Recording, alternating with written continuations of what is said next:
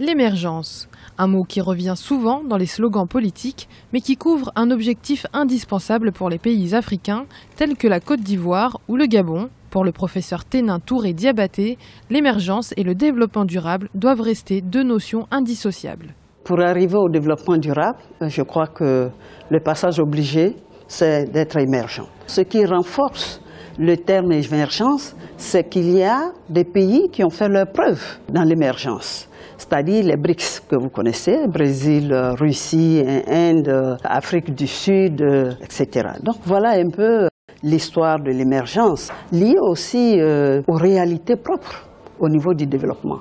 Je veux me développer, mais quels sont les moyens, quelles sont les conditions que je remplis pour pouvoir mieux me développer par rapport à mes ressources propres? C'est ça, c'est comme ça que la question se pose. Avec un taux de croissance moyen de 5% en 2015, l'Afrique veut mieux exploiter son potentiel, mais l'émergence est une notion qui, selon Madame Touré, prend racine sous certaines conditions. Je vais vous donner 6. Ces 6 conditions, je les nomme les 6 E. D'abord, le premier E, c'est un État fort et juste, à faire en sorte que l'équité soit aussi une équité sociale. Le deuxième E pour moi, c'est l'éducation. L'éducation qui entraîne en même temps la formation. Donc, adéquation, formation, emploi.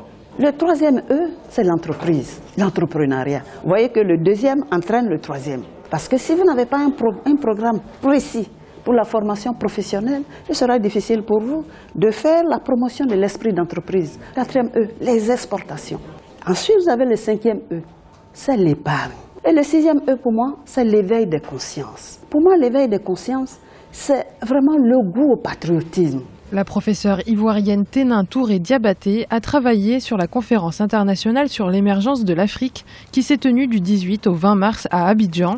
Elle consacre l'essentiel de ses travaux de recherche au changement socio-culturel en Afrique.